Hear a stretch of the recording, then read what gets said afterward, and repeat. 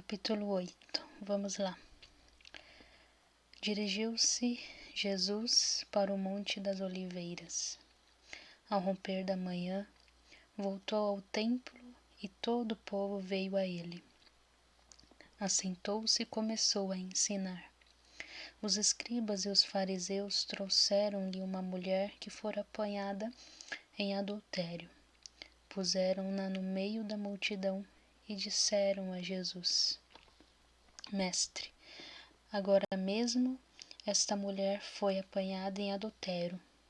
Moisés mandou-nos na lei que apedrejássemos tais mulheres. Que dizes tu sobre isso? Perguntavam-lhe isso a fim de pô-lo à prova e poderem acusá-lo. Jesus, porém, se inclinou para a frente e escrevia com o dedo na terra. Como eles insistissem, ergueu-se e disse-lhes: Quem de vós estiver sem pecado, seja o primeiro a lhe atirar uma pedra. Inclinando-se novamente, escrevia na terra. A essas palavras, sentindo-se acusados pela sua própria consciência, eles se foram retirando um por um, até o último, a começar pelos mais idosos, de sorte que Jesus ficou sozinho com a mulher diante dele. Então ele se ergueu e, vendo ali apenas a mulher, perguntou-lhe: Mulher, onde estão os que te acusavam? Ninguém te condenou? Respondeu ela: Ninguém, Senhor. Disse-lhe então Jesus: Nem eu te condeno. Vai e não tornes a pecar. Falou-lhes outra vez Jesus: Eu sou a luz do mundo. Aquele que me segue não andará em trevas, mas terá a luz da vida. A isso os fariseus lhe disseram: Tu dás testemunho de ti mesmo, teu testemunho não é digno de fé. Respondeu-lhes Jesus: Embora eu dê testemunho de mim mesmo, o meu testemunho é digno de fé, porque sei de onde vim e para onde vou. Mas vós não sabeis de onde venho nem para onde eu vou. Vós julgais segundo a aparência. Eu não julgo ninguém. E se julgo, o meu julgamento é conforme a verdade, porque não estou sozinho, mas comigo está o Pai que me enviou. Ora, na vossa lei está escrito: o testemunho de duas pessoas é digno de fé. Eu dou testemunho de mim mesmo, e meu Pai, que me enviou, o dá também. Perguntaram-lhe: Onde está o teu Pai? Respondeu Jesus: Não conheceis nem a mim, nem a meu Pai. Se me conhecesseis, certamente conhecerias também a meu Pai. Essas palavras proferiu Jesus ensinando no templo, junto aos cofres de esmola, mas ninguém o prendeu, porque ainda não era chegada a sua hora. Jesus disse-lhes: Eu me vou, e vós me procurareis e morrereis no vosso pecado. Para onde eu vou, vós não podeis ir. Perguntavam os judeus: Será que ele vai se matar? Pois diz: Para onde eu vou, vós não podeis ir? Ele lhes disse: Vós sois cá de baixo, eu sou lá de cima. Vós sois deste mundo, eu não sou deste mundo. Por isso vos disse: morrereis no vosso pecado, porque se não crerdes o que eu sou, morrereis no vosso pecado. Quem és tu? Perguntaram-lhe eles então. Jesus respondeu: Exatamente o que eu vos declaro. Tenho muitas coisas a dizer e a julgar a vosso respeito, mas o que me enviou é verdadeiro, e o que dele ouvi eu o digo ao mundo. Eles, porém, não compreenderam que ele lhes falava do Pai. Jesus então lhes disse: Quando tiverdes levantado o Filho do Homem, então conhecereis quem sou, e que nada faço de mim mesmo, mas falo do modo como o Pai me ensinou. Aquele que me enviou está comigo, ele não me deixou sozinho, porque faço sempre o que é do seu agrado. Tendo proferido essas palavras, muitos creram nele. E Jesus dizia aos judeus que nele creram: Se permanecerdes na minha palavra, sereis meus verdadeiros discípulos. Conhecereis a verdade, e a verdade vos livrará. Replicaram-lhe: Somos descendentes de Abraão, e jamais fomos escravos de alguém. Como dizes tu, serei livres? Respondeu Jesus: em verdade eu vos digo, todo homem que se entrega ao pecado é seu escravo. Ora, o escravo não fica na casa para sempre, mas o filho sim, fica para sempre. Se, portanto, o Filho vos libertar, sereis verdadeiramente livres. Bem sei que sois a raça de Abraão, mas quereis matar-me, porque a minha palavra não penetra em vós. Eu falo o que vi junto de meu Pai, e vós fazeis o que aprendestes de vosso pai. Nosso pai, replicaram eles, é Abraão, disse-lhe Jesus. Se fosseis filhos de Abraão, farias as obras de Abraão. Mas agora procurais tirar minha vida, a mim que vos falei a verdade que ouvi de Deus. Isso Abraão não o fez. Vós fazeis as obras de vosso pai. Retrucaram-lhe deles: Nós não somos filhos da fornicação. Temos um só Pai, Deus.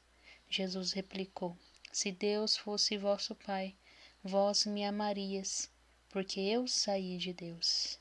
É dele que eu provenho, porque não vim de mim mesmo, mas foi ele quem me enviou. Porque não compreendeis a minha linguagem, é porque não podeis ouvir a minha palavra. Vós tendes como pai o demônio, e quereis fazer os desejos de vosso pai. Ele era homicida desde o princípio, e não permaneceu na verdade, porque a verdade não está nele.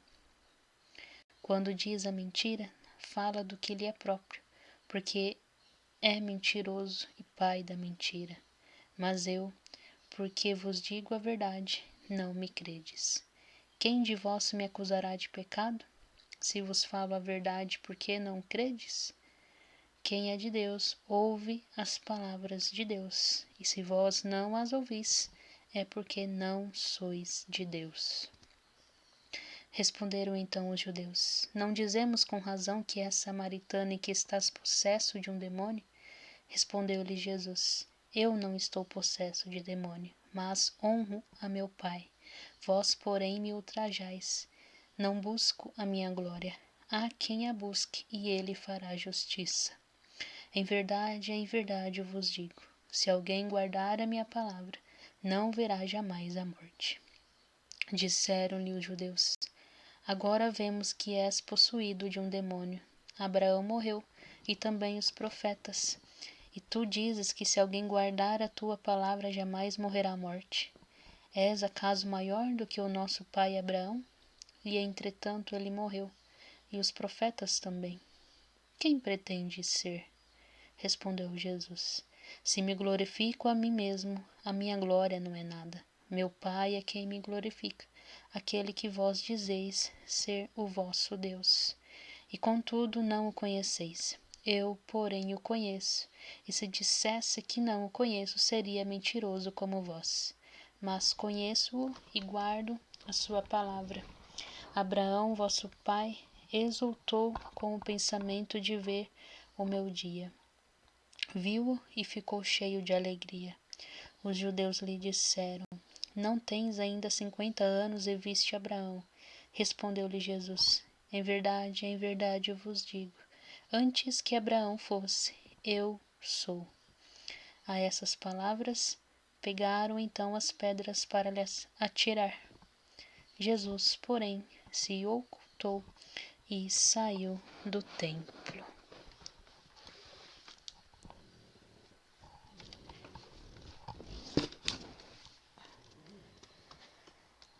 Então, este capítulo trata da palavra de Deus, né? O Logos, que se expressa em Jesus de Nazaré.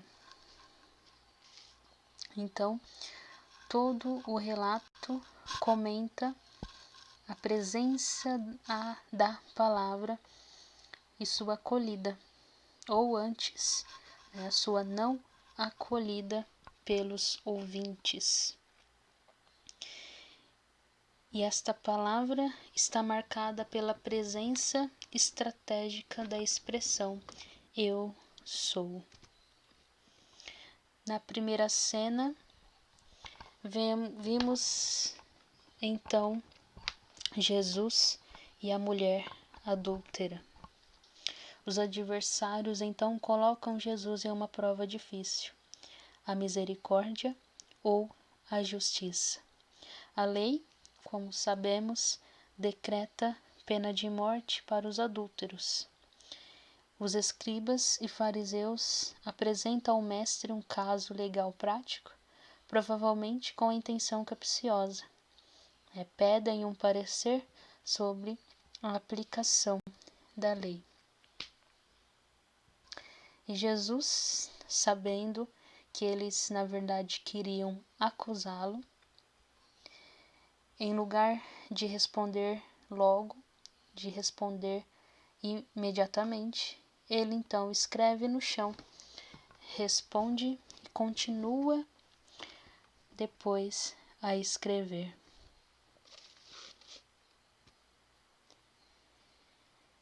Com esse gesto de escrever, Jesus nos ensina que nós devemos sempre respirar antes de agir, né? Dar um tempo, parar para refletir.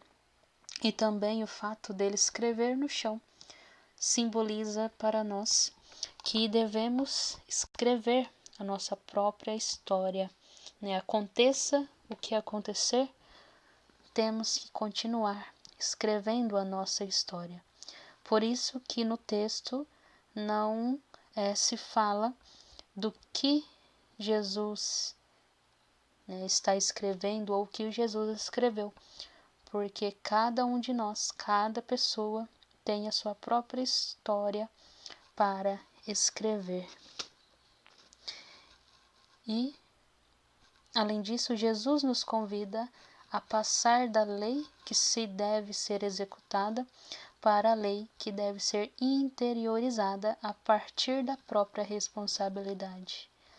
Por isso ele faz a pergunta: quem de vós estiver sem pecado, atire a primeira pedra. Então, por que atirar pedras se todos temos um telhado de vidro? E, por fim, encontra-se então a mulher e Jesus, somente os dois. Como diz Santo Agostinho, restam só dois: a miséria e a misericórdia. E depois temos a cena que Jesus se revela como luz para o mundo. Um dos ritos da festa das cabanas consistia em acender vários candelabros no átrio do templo. E Jesus, então, se coloca aqui como luz do mundo. A luz é um dos símbolos mais ricos e frequentes para falar de Deus e também de tudo o que é divino. E a palavra era desde sempre, desde o princípio, a luz dos homens. E como a vinda histórica o é de maneira única. Jesus veio trazer a luz do mundo antes que as trevas os surpreendam. E Jesus exige um compromisso pessoal, né, aqui indicado pelo verbo seguir-me, isto é, deixar-se impregnar pela luz de Jesus, Filho de Deus, assim como o povo de Deus ia atrás da nuvem luminosa que o guiava no deserto. E assim deve caminhar nós que somos cristãos, crentes, devemos caminhar atrás da luz, deixando-se transformar e iluminar pela presença de Jesus. Depois, Jesus fala sobre a verdadeira liberdade. Jesus mesmo, em sua presença histórica, constitui a verdade. Ele é pessoalmente a verdade. O escravo não pertence à casa e por isso pode ser expulso, mas o filho pertence à casa e nela permanece. A pessoa é livre, por excelência, é o Filho de Deus, e sua liberdade consiste em justamente ser filho. E só o Filho pode comunicar uma liberdade que consiste essencialmente na filiação divina. Só por meio do Filho é possível o acesso ao Pai como Pai, isto é, na liberdade, ser e saber que somos filhos do Filho, filhos do Pai, e assim poder estar na casa do Pai para sempre. Depois vemos a unidade de Jesus com Deus, e a superioridade sobre Abraão. Jesus lança nos rostos dos judeus que não conhecem verdadeiramente a Deus e chama-os de mentirosos. Jesus é o Filho de Deus e, portanto, conhece Deus com familiaridade e comunhão íntima e também guarda a sua palavra. E os judeus tentam ridicularizar a proclamação de Jesus da mesma forma como quando havia pretendido reedificar o templo. E com palavras muito claras, introduzidas pela forma de asseveração, Jesus anuncia sua superioridade sobre Abraão. E ressoa o eco de Êxodo: eu sou aquele que sou, ou eu sou o que estarei convosco. Jesus é a presença de Deus. Nele se aproxima definitivamente o Deus dos patriarcas, o Deus de Abraão, Deus de Isaac, Deus de Jacó, o Deus que guia e protege sempre o seu povo com uma salvação que é eterna. E esta alusão indireta a Êxodo para os judeus é inadmissível, pois eles interpretam a frase de Jesus como uma blasfêmia. Pegam as pedras para apedrejá-lo, mas não o faz. E Jesus então se oculta e sai do templo, da mesma forma como ele tinha ido para lá, que vimos lá no capítulo 7, versículo 10. E assim terminamos o capítulo 7, o capítulo 8 do Evangelho de São João. E assim seguimos em frente com o capítulo 9.